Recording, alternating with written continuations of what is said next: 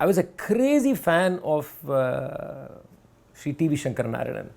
I used to chase him like at every concert. I was literally what you call a groupie, right? I was a groupie. Okay. So if T.V. Shankar Narayanan had 10 concerts in the music season, I was there at 10. And so he was, for me, in those years, in the late 80s and early 90s, the biggest inspiration. And yeah, so pretty much a fanboy, as you can say. Yeah.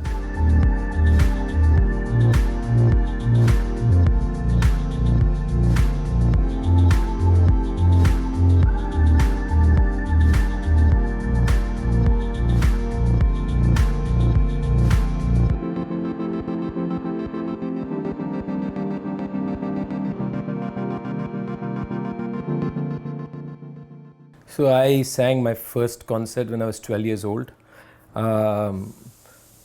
Honestly, I really don't know. As a 12-year-old, I mean, people say sing, you sing. I mean, you don't really think much about it.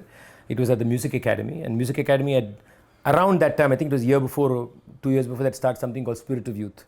And the intention was to promote young talent. And they had two categories in that. One, I think, was 1 hour concert. One was 1 hour, 15 minutes.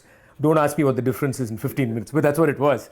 And I was in that 1 hour slot. I was 12 years old, and my guru felt I could sing a concert. And I sang the concert, and a lot of people thought I had talent. But I think I was very lucky in the sense that I was not labeled some great prodigy or anything, and I'm very happy I was not. And I was not, because that would have put a lot of pressure on me. So what happened actually was something quite natural, and I think it worked out well for me, is that next 3 years I hardly sang any concerts. So I sang my first concert when I was 12, but for 2 years I was assimilating music. I was going to concerts, I was learning from my first guru, Bhagavatola Sitaram Sharma. He hails from Kuchipudi and from the Kuchipudi tradition, and he was in Kalakshetra, a composer and singer at Kalakshetra, very close to Rukmini Devi, and I just continued learning from him. So it's only 1992, this was 1988, my first concert. It was only 92, from 92, when I regularly started singing at the Madras Music Season and all that. So it's only when I was about maybe 15, 16, when I really got onto the concert stage and I began singing. And I think it was by accident that I got 4 years to grow up. And I'm glad that I got those 4 years.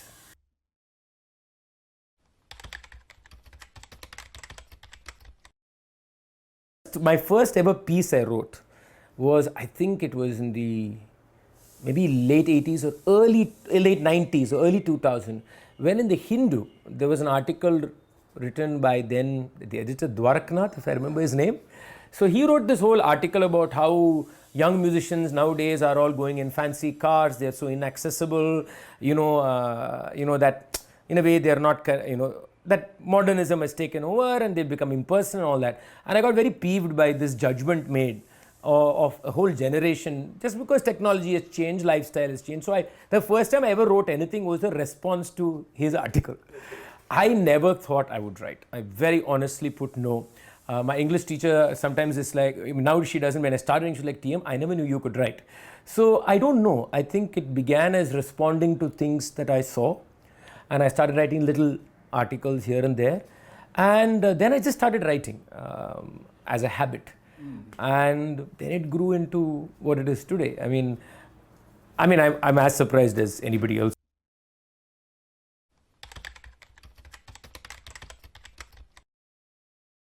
I think it's at multiple levels, right? This discourse is a multiple discourse. It's not only a discourse of Carnatic music, it's a discourse about other art forms, it's about content, it's about people participating. And I think it has. I think you do find people experimenting with the way it is sung. I think you do have, I think there is more consciousness about opportunities now. I do think that you have people from, our Sabhas are taking cognizance of artists beyond the Brahminical world. I think so. And I want to say this all need not be connected to me. Let's not make it all about T.M. Krishna. In fact, one of the problems is to make it all about T.M. Krishna. And if this discourse it has to have a life of its own. My musical discourse started in 2006-07 itself.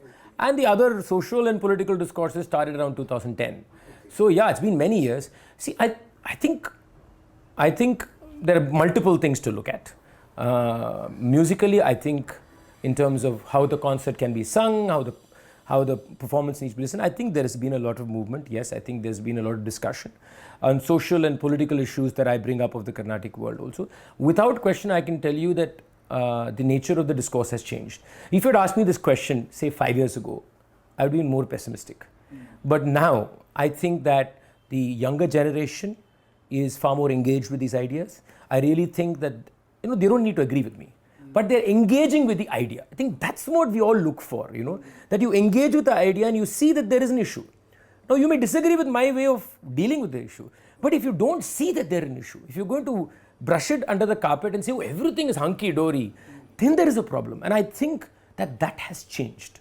Definitely changed. There's no running away from the fact that we need to address about what a concert is, what is a concert experience, what are we singing about content, about devotionality, about religiosity, about caste, about gender. These are now issues that everybody is discussing.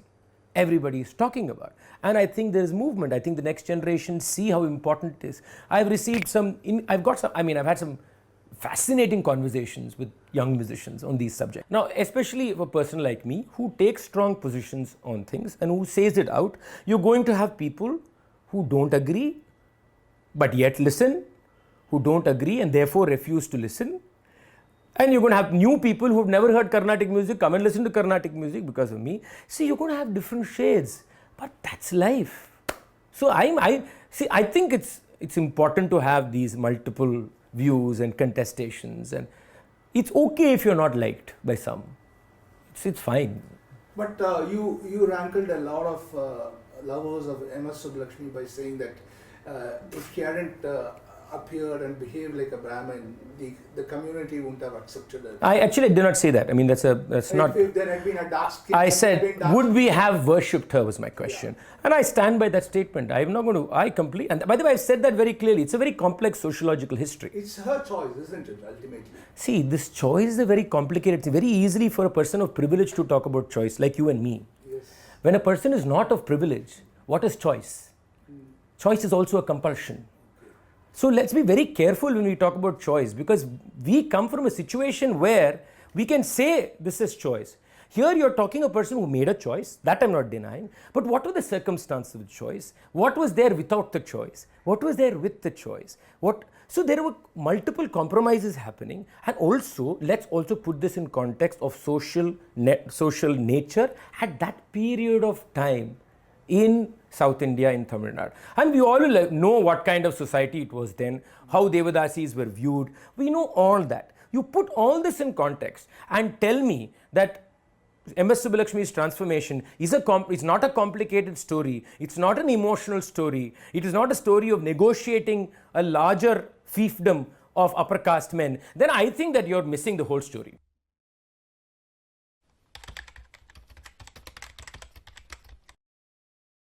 We have to find ways to be welcoming people. Okay. How much are Sabha spaces welcoming to people of other communities? It is the Kaka Mutte story. Okay. If you the Kaka Mutte, there is a scene in that film where these two guys want to get into a pizza place, right? Yes. He changes his clothes. He does everything. He's still not allowed in. Then he goes to buy clothes in a city center. And what does that child say? Why does he say that? Just think of that building as our world. The Carnatic world. You mean we are shutting them out? Subconsciously, unconsciously, there's a cultural wall that is there. You go speak to, when you ask, actually you should not be asking me this question. You go and speak to musicians, young musicians belong to other community, and ask them how they feel about entering a Sabha. Kerala, it is far more democratic. Kerala is a great inspiration for me. When I have said this many times, Kerala has been an inspiration for my thinking. Because first, Sabha is not the main operator there, temples are the main operators. And it's incredibly democratic. There are issues. Everywhere, wherever there are human beings, there'll be issues.